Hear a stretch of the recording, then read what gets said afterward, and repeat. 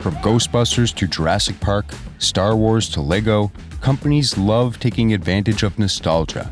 Think of all the movie reboots, re-releases of vintage toys, remixes of older music, and cars. So many retro-styled cars designed to evoke those tingly feelings we had in our youth, when life was simpler and before Twitter became an apocalyptic wasteland. From Chargers and Camaros to Fiat 500s and Broncos, consumers can't get enough of retro-styled cars. Even Ferrari and Bugatti have been getting in on it. It's far from a new phenomenon, with successive generations of Porsche 911s taking advantage of nostalgia to link a modern supercar to a sports car from 1964. Truck manufacturers have long kept the similar designs, with many similarities between a modern Chevy half-ton and one from 40 years ago.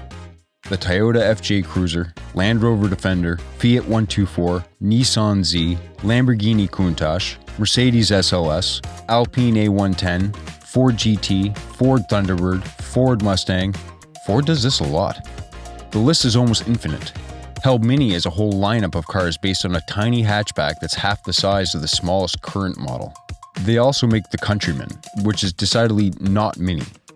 Cars like the Chevy SSR, the PT Cruiser, and the Aura Good Cat, which is a real car, didn't really have any historical counterpart, but they invoke the same nostalgia, vintage styling that gives us all the feels.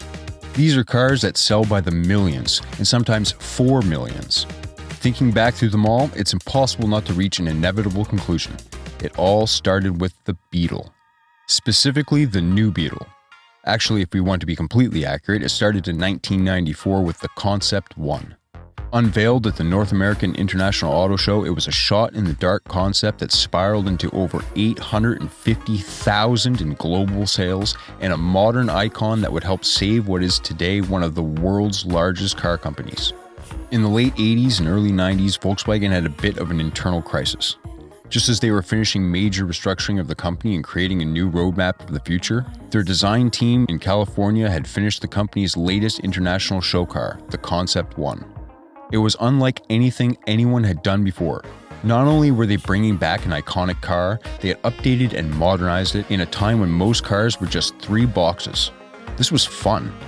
Cars of the 90s looked pretty bland. They seemed to all have the same square headlights, gray plastic interiors, and plastic hubcaps.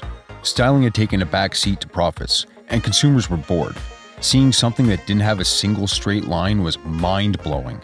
The most futuristic cars at the time were squared-off wedges and the Ford Taurus. Seriously, this was pretty much the coolest normal car you could buy at the time. This is what Ferrari and Lamborghini were selling. The Japanese manufacturers were doing things a little differently, but they were coming down from the world's craziest economic bubble. Front to rear, the new Beetle is virtually symmetrical. The rounded fenders and quarter panels, round headlights and taillights, and the dome roof make it look almost cartoonish. People loved it. Reception was so strong, Volkswagen held emergency meetings to decide on the car's future. A few months later, they unveiled a convertible version, and the deal was done. Work immediately started on a production version. The Concept 2 was unveiled a year later in 1995. More refined and more production-friendly, but still with curves in all the right places. It would be virtually identical to the production car. Had this been done today, they would have, of course, started a pre-order list and taken deposits. And then there would have been delays, and more delays. People would get mad and it would finally get delivered, then recalled. Then people would cancel their orders. Others would try to sell their cars at ridiculous markup, and the magic would have been tainted. That didn't happen in 1997. When the new Beetle was launched, it sold out. And then it sold out again the next year.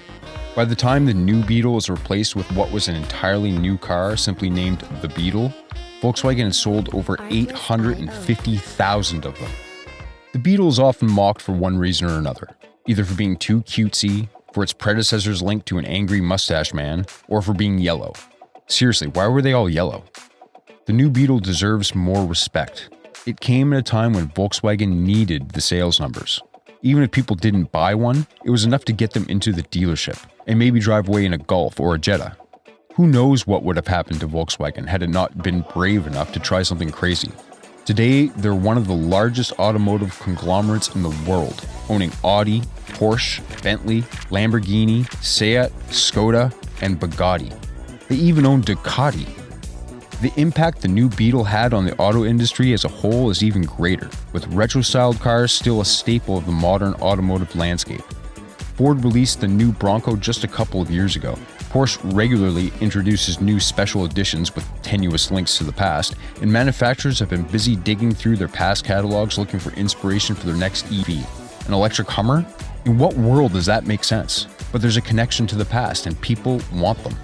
As enthusiasts, we cherish certain cars to the point that anything less than a pristine, well-maintained example is tantamount to heresy. Other cars, like the Beetle, have all but gone from this world, the remaining examples quickly on their way to the scrapyard.